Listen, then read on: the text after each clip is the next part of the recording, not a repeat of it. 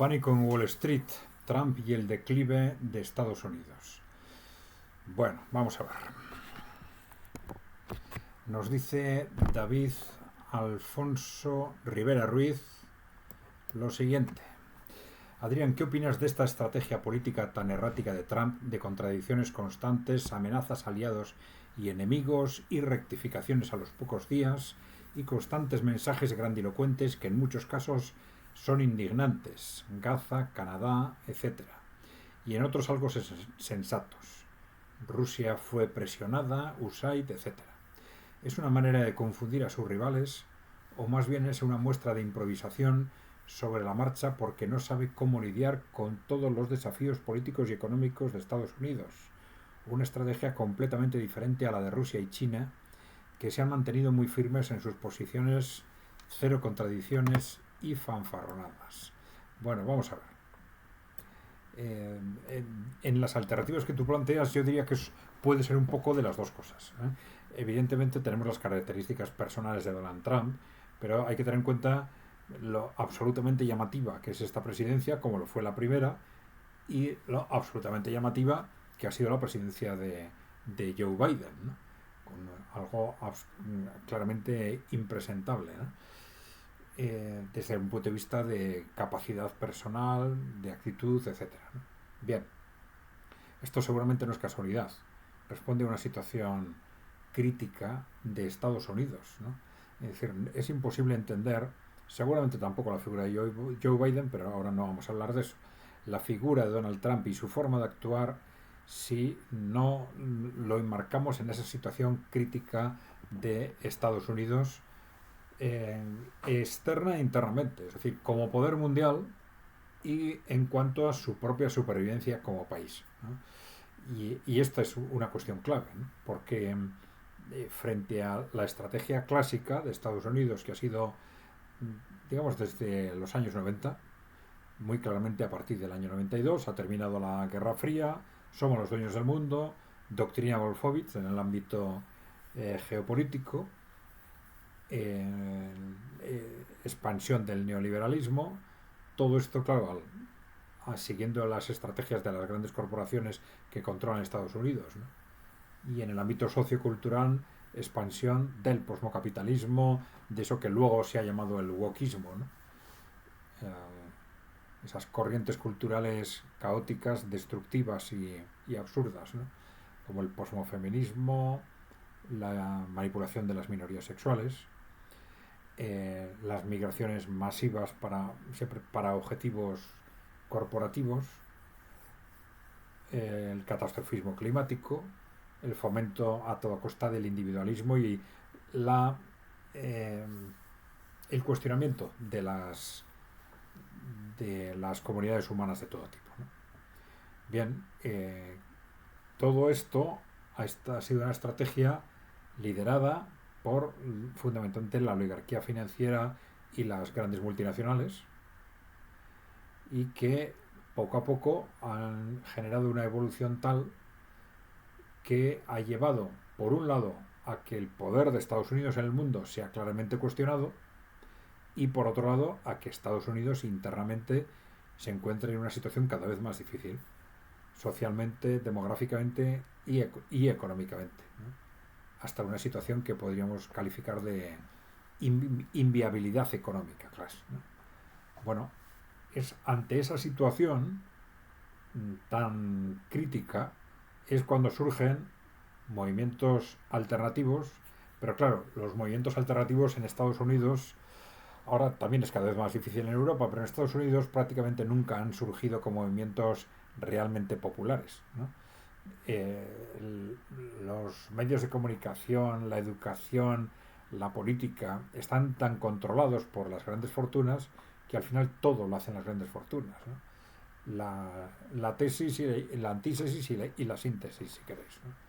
Y esto es lo que ha sucedido, es decir, que dentro de las élites pues ha surgido unas élites que ante la situación en la que estaba Estados Unidos pues han impulsado o están impulsando una estrategia radicalmente distinta frente a las élites, vamos a decir, globalistas que impulsaban el, el mantenimiento de esa estrategia de que Estados Unidos tiene que seguir siendo el dueño del mundo y por tanto mantener esa enorme gasto militar, esas 800 bases fuera de su país, esa obsesión por aplastar a todo lo que se mueva en el mundo, ¿no? Y sin embargo surge otra corriente que dice, bueno, esta es una estrategia errónea que está, bueno, que está fallando en primer lugar, ¿no? Que está saliendo mal porque estamos poco a poco, nuestro poder está siendo cuestionado en el mundo y nuestra economía y nuestro país va cada vez peor. Y en una situación, además, cada vez más difícil, cada vez más complicado de solucionar, ¿no? Porque, claro, el trumpismo está planteando que Estados Unidos tiene que dejar de ser el policía del mundo para centrarse en sus propios intereses, ¿no? Otra cosa es que sus propios intereses sean exclusivamente, es decir, impliquen exclusivamente las políticas internas con respecto a Estados Unidos y no políticas sobre todo sobre lo que consideren su área de influencia geográfica, ¿no? Que muchos opinan que es fundamentalmente el conjunto de América o por lo menos una parte sustancial de América. Bueno, eh, el intento de hacer girar 180 grados la posición geopolítica y las estrategias de Estados Unidos, pues es un intento cada vez más difícil a medida que avanzan los años, a medida que Estados Unidos pierde posiciones en el mundo, a medida que su situación económica se va deteriorando con los déficits fiscales y comerciales cada vez mayores, ¿no? Cuanto más crítica es la situación, es más difícil que las soluciones sean razonables, ¿no? O se pongan en marcha de forma moderada o progresiva, ¿no? Pues cada vez más estas élites, digamos, alternativas, ¿no? Trumpistas, diríamos ahora, pues están dispuestas a aceptar o a impulsar medidas radicales y cada vez más arriesgadas, ¿no? Como esas estrategias de aranceles a toda costa, con la idea de proteger y recuperar la fuerza de una industria nacional claramente debilitada. Bueno, pues es una estrategia contraria a la de las multinacionales, la de las propias multinacionales norteamericanas, pero bueno, las multinacionales son norteamericanas como pueden ser europeas o indonesias, ¿no? Entonces, estas multinacionales quieren mantener su estrategia sin que les preocupe tanto que Estados Unidos como tal pues pierda su hegemonía si es a costa de un modelo en el que ellos la mantengan, ¿no? Estas corporaciones mantengan su hegemonía y en un mundo globalizado puede ser un objetivo compatible con un Estados Unidos cada vez más destruido, ¿no? Esto es lo que están haciendo hasta ahora con mucha claridad, ¿no? Bueno, sin embargo, estas otras élites alternativas, bueno, plantean un choque frontal con las élites globalistas que han controlado el país hasta ahora, que algunos relacionan más con ámbitos financieros, multinacionales, ¿no? Y los otros con ámbitos industriales de empresas nacionales, etcétera. Y bueno, sí es cierto que no, el trumpismo es algo mucho más complejo que esto, ¿no? Tenemos, digamos, los sectores evangélicos que lo apoyan, los sectores sionistas, tenemos a sectores del ejército y de los servicios de inteligencia con una, digamos, con una clara perspectiva anticorrupción, antioligárquica, que han apoyado muy fuertemente el trumpismo. Pero el gran problema, del gran reto del trumpismo es la dificultad, la enorme dificultad de recomponer digamos, a tiempo la economía norteamericana, ¿no? Porque políticas anticorrupción se pueden desarrollar. El trumpismo no lo ha hecho hasta ahora. En su primer mandato no lo hizo. sus partidarios dicen que por falta de fuerza política, pero que ahora no va a ser así, ¿no? Bueno, vamos a ver, esas políticas anticorrupción, bueno, tienen un sentido, tienen un importante apoyo popular y bueno, pues evidentemente serían buenas para el país si consiguieran limpiar Estados Unidos de unas élites absolutamente corruptas, ¿no? Bueno, pero eso no es suficiente, porque si no consiguen hacer funcionar la economía, al final su propia opción política va a acabar estallando, ¿no? Y esto es lo realmente difícil, ¿no?